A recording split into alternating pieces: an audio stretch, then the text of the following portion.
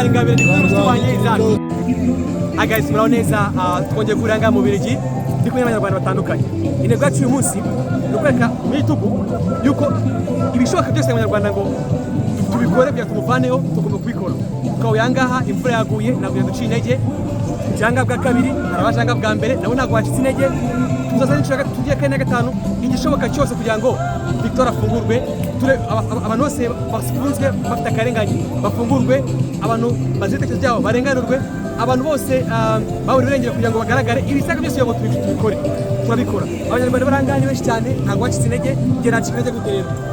Ndashaka kugira ngo ariko umupira wanjye Free Victoire Ingabire kugira ngo mu cyubahiro ahari kandi neza ko mubiri ntabwo turi kumwe ariko umutima turi kumwe. Nziko mukunda, nziko n'abandi benshi mukunda, igihe kimwe azatsinda.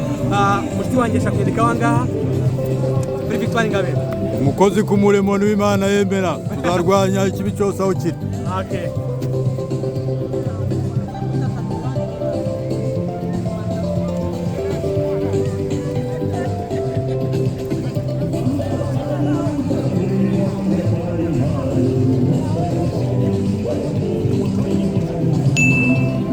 So guys, this is what you call Free Victoire Ingabire. Ndi kumwe n'umushyitsi wanjye Isaac.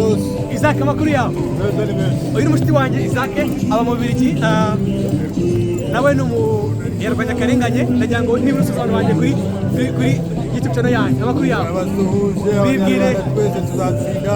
Yego. Ikibi cyose kizatsindwa nta rimwe kijya bazakiza ukuri. N'utazagaruka? Tuzagaruka.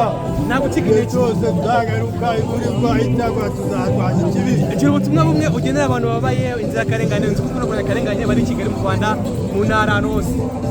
Abantu bababaye bose nagira ngo nimwihebe kuko burya akababaro kamenyekanye. Yego.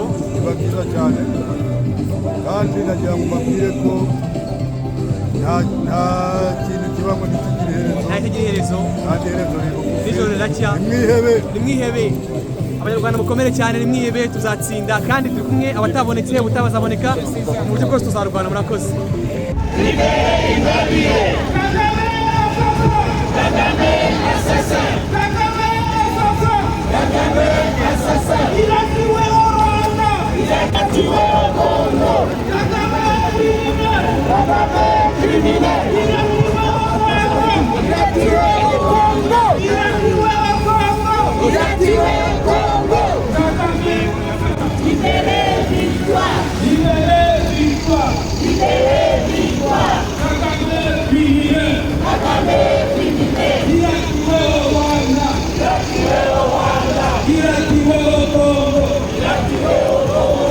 Kagame